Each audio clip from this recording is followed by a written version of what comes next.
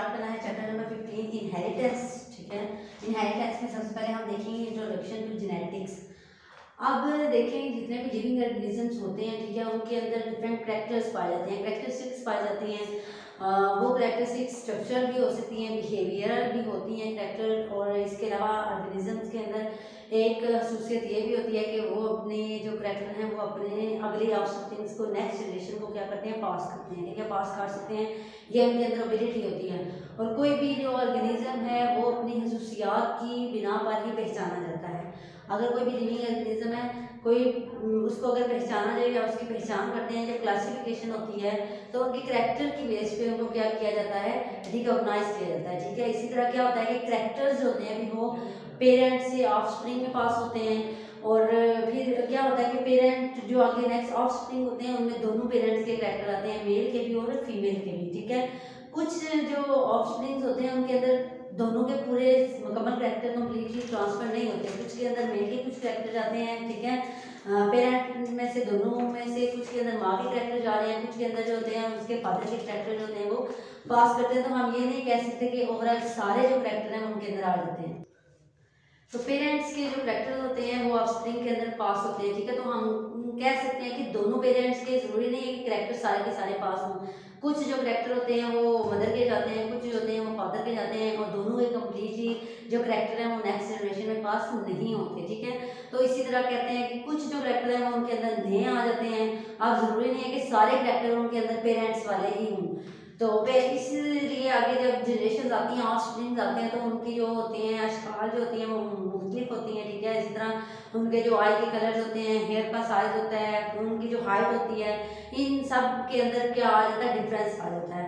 अब हम देख रहे हैं कि जेनेटिक्स क्या है। ठीक है, जेनेटिक्स को देखना है, इनहेरिटेंस को देखना है। इनहेरिटेंस हम किसको बोलते हैं, विरासत कि ऐसा प्रोसेस जिसके अंदर क्या होता है, करैक्टर्स पास होते हैं, उस प्रोसेस को हम क्या नाम देते हैं, इनहेरिटेंस का नाम देते हैं। कि process in which characters are transferred from their parent to offspring, के पेरेंट से करैक्टर्स का पास होना किसके अंदर, ऑफस्प्रिंग के अंदर, इस प्रोसेस को हम क्या नाम देते हैं, इनहेरिटेंस का नाम देते हैं।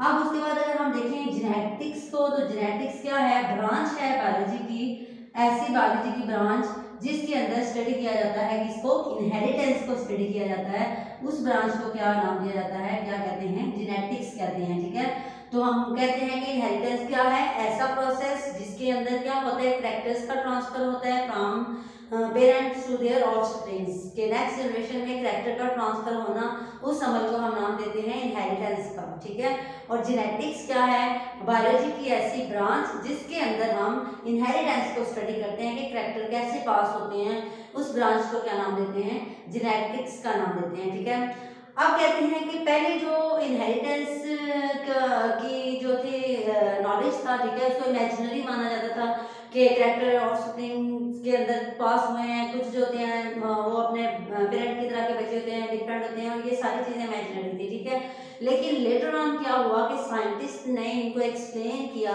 कि ये जो करैक्टर होते हैं ये in the form of special molecules के अंदर इंस्ट्रक्शंस पाई जाती हैं।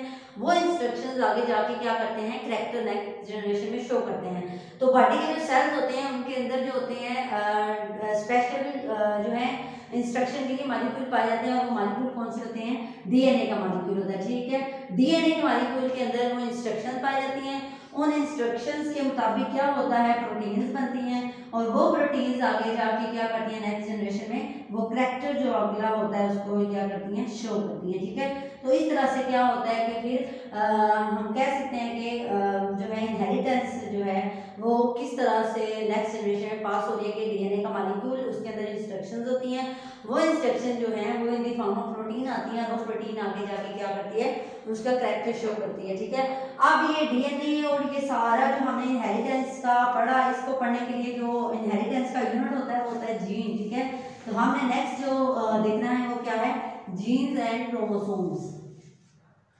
सबसे पहले हमने देखना है कि क्रोमोसोम्स क्या हैं। अब क्रोमोसोम क्या है कि जब पाया जाता है जो जेनेटिक मटेरियल, ठीक है, किसी भी ऑर्गेनिज्म के अंदर जेनेटिक मटेरियल पाया जाता है वो किस फॉर्म में पाया जाता है, क्रोमैटिन की फॉर्म में पाया जाता है। और अगर हम बात करें कंपोजिशन की, क्रोमोसोम की कंपोजिशन की, तो यूकैरियोटिक और प्रोकैरियोटिक में डिफरेंट इनकी कंपोजिशन होती है, ठीक है।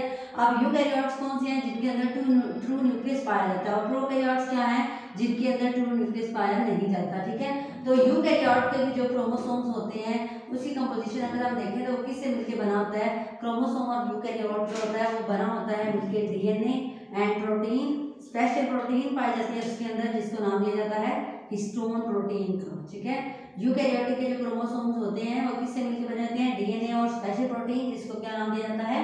हिस्टोन। इसे जो प्रोकैरियोट्स होते हैं उनका जो डीएनए होता है, जो क्रोमोसोम होता है उसके अंदर सिर्फ क्या पाया जाता है? डीएनए पाया जाता है, ठीक है। उसके अंदर स्पेशल प्रोटीन्स नहीं होती। तो अगर हम क्रोमोसोम की स्ट्रक्चर की बात करें, ठीक है, अभी तो हमने इसी कंपोजिशन देखी कि ये डीएनए और स्पेशल प्रोटीन हिस्टोन से मिलकर बनाता है, ठीक है। और अगर जेनेटिक मटेरियल देखें ऑर्गेनिज्म के अंदर तो वो क्रोमैटिन की फॉर्म में पाया जाता है। अब ये क्रोमैटिन जो होता है ये थ्रेड लाइक स्ट्रक्चर है, जब डिवीजन सेल की नहीं हो रही होती, ठीक है, तो ये थ्रेड लाइक स्ट्रक्चर की फॉर्म में जो होता है सेल के अंदर पाया जाता है। लेकिन जब क्या होना होता है? सेल डिवीजन होनी होती है, तो ये जो क्रोमैटिन मटेरियल है ये किस फॉर्म में आ जाता है? क्रोमोसोम्स की फॉर्म में आ जाता है, ठीक है। जब क्या होना होता है? सेल डिवाइड करना होता है, तो क्रोमैटिन मटेरियल जो होता है वो किस फॉर्म में आ जाता है?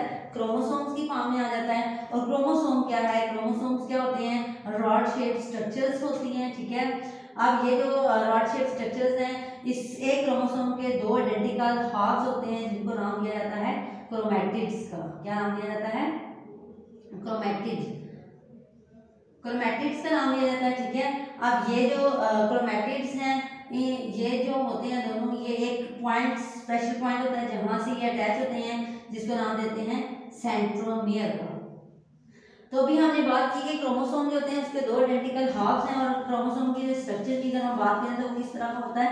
रॉड शेप स्ट्रक्चर होता है। उसके जो दो आइडेंटिकल हाफ्स होते हैं, ठीक है, वो क्या होते हैं? उनको क्रोमैटिड बोलते हैं, ठीक है। अगर हम इसकी कंपोजिशन देखें, जैसे हमने पहले देखी कि इसकी कंपोजिशन क्या है, कि इसमें डीएनए और जो है स्पेशल प्रोटीन हिस्टोन पाई जाती है।